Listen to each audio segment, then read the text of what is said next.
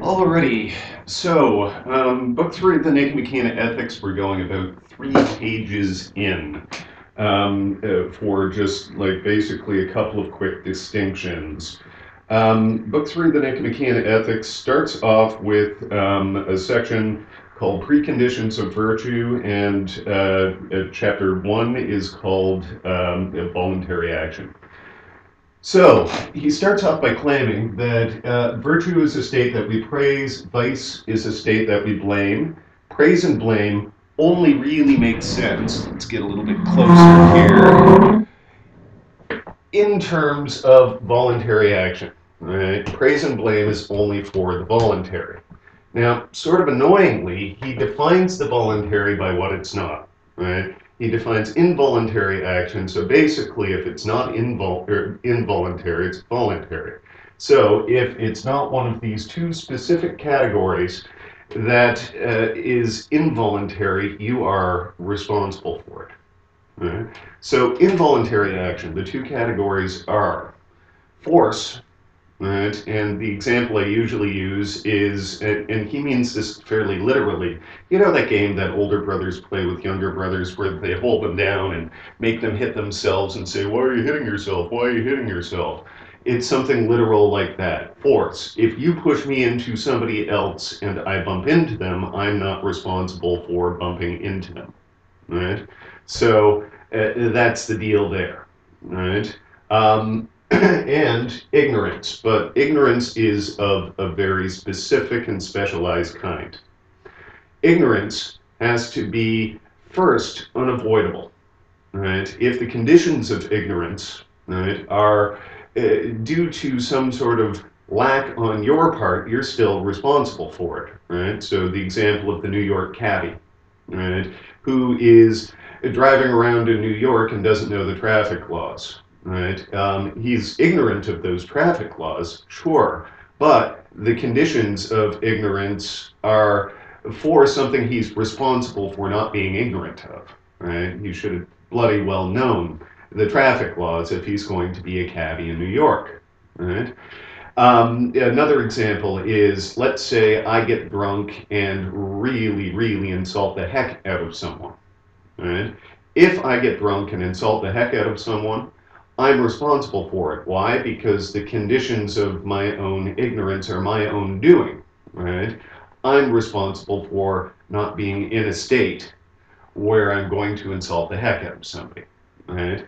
So, right, the first is they have to be unavoidable. The second is it has to be relevant to a particular situation. If I walk into a room and smack you in the face and I didn't know that your name was Stu, so what? I shouldn't be smacking you in the face, right? There's got to be relevant and unavoidable kinds of ignorance, right, that would have affected the action. In both cases, right, especially with force, it's the agency does not originate in you.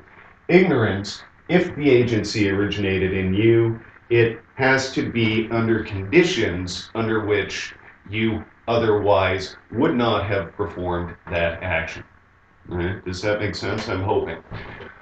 Alrighty. Now, unfortunately, Aristotle complicates this. On your page 31, paragraph 13 of chapter 1 of book 3, he says, everything caused by ignorance is non-voluntary.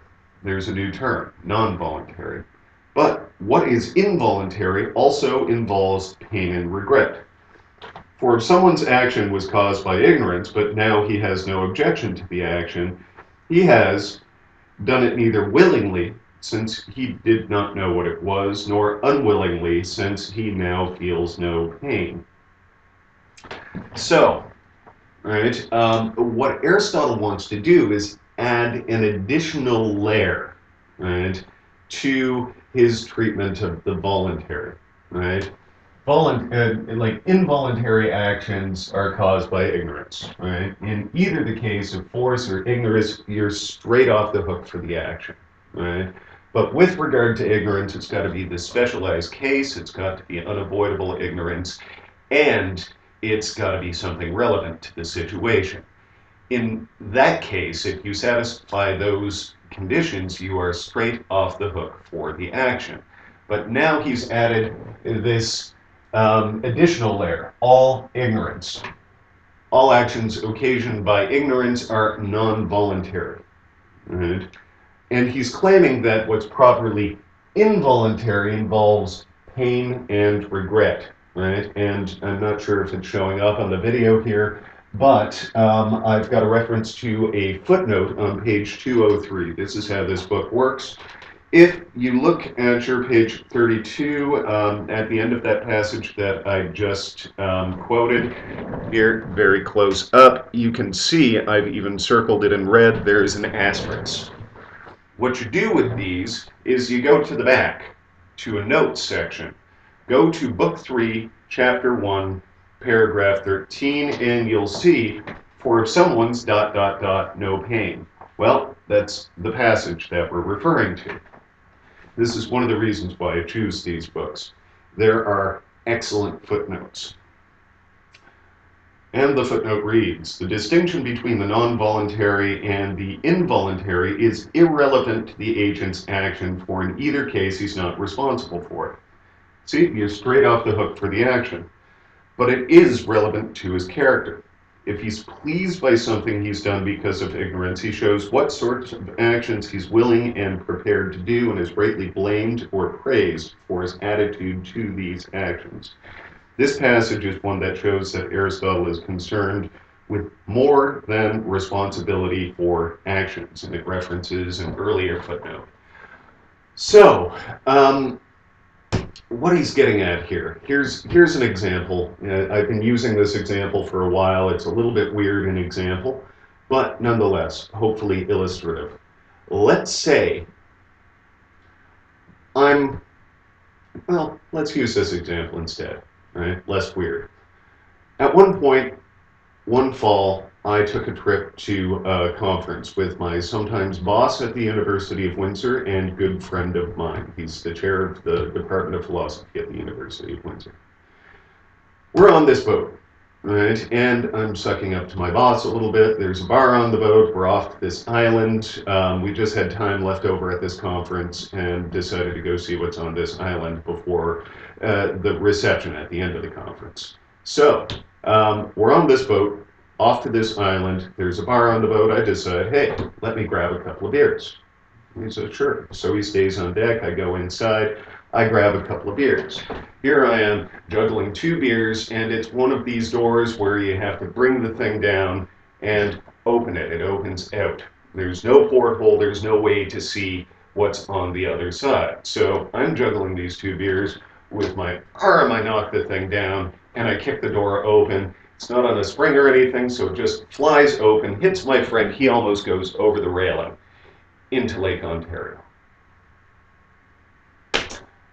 Okay. Praise and blame are only for the voluntary. What's involuntary involves either force, not the case in this case, right? But more relevant is ignorance, right? It was a relevant sort because I wouldn't have kicked the door open if I knew he was there. It was unavoidable because there was no way for me to know that he was standing on the other side of this door. Right? So what Aristotle says is all actions caused by ignorance are non-voluntary, so I am straight off the hook for the action. But what's properly involuntary involves pain and regret. Picture this situation, right? I kick the door open. He almost goes over. I burst out laughing. Say, sucker, you would be swimming and I'd be drinking your beer. What can you say about me, my character, about the kind of person I am, if that's my reaction to this situation? Keeping in mind I am completely off the hook for the action, you would be able to say, what a jerk. That's the automatic, fairly natural reaction to somebody who does something occasioned by ignorance, right, for which they're off the hook. There's no way they could have known, right? But their reaction to the action, right, was one that shows a total disdain, right, for the circumstances of their ignorance, right? What Aristotle wants to point out for us here is that it's not only actions that we are responsible for, we're also responsible for what sorts of people we are.